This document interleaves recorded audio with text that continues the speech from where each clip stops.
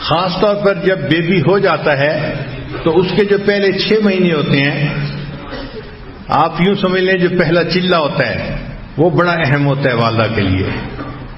اس پہلے 6 ویکس میں ہسبینڈ کو چاہیے کہ اپنی بیوی کو فل سپورٹ دے. اگر ہو سکے کہ میاں بیوی دونوں اکیلے ہیں اور قریب کوئی اور رشتہ دار بھی نہیں، بہن بھائی جیسے ہوتے ہیں، ماں ہوتی ہے، تو پھر خاوند کو چاہیے کہ وہ اپنے دفتر سے چھٹی لے لے 1.5 مہینے کے لیے، فرسٹ 6 ویکس کے لیے. Take time off from work, اس لیے کہ اکثر عورتوں کو پوسٹ برتھ ڈپریشن ہوتی ہے، یعنی جب بچے کی ڈلیوری ہو جاتی ہے، جیسے بچے کی پریگنینسی ہوئی تھی اور جسم میں چینجز تھیں، اب جب بچے کی ڈلیوری ہو گئی تو باڈی میں دوبارہ پھر چینجز آتی ہیں، اور ان چینجز کی وجہ سے عورت ڈپریشن کا شکار ہو جاتی ہے.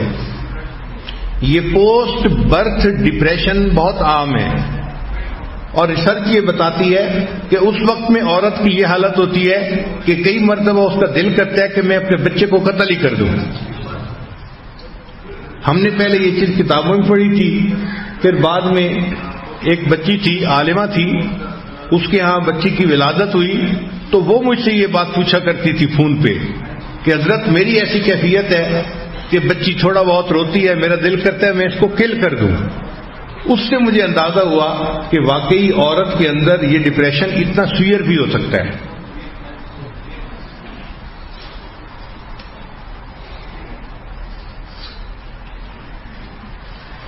اللہ تعالیٰ کی شان دیکھیں کہ after birth of baby prolactin level is higher in fathers.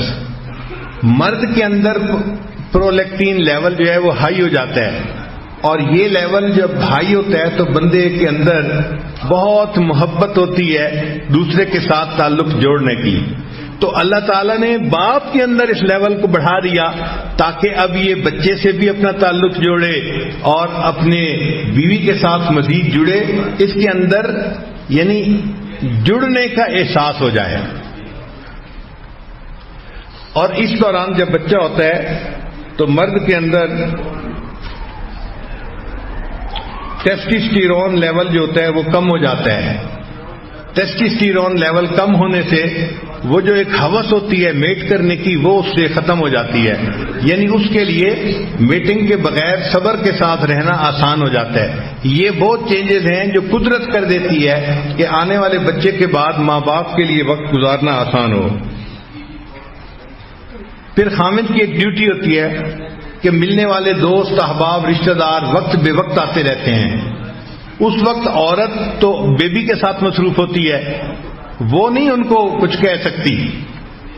خامد کی ذمہ داری بنتی ہے کہ ان کے ٹائمنگز کو وہ کنٹرول کرے. ایسا نہ ہو کہ بیوی سوئی ہوئی ہے تو آنے والے اس کو جگا دیں اور الٹا اس کے لیے پریشانی کا سبب بنے.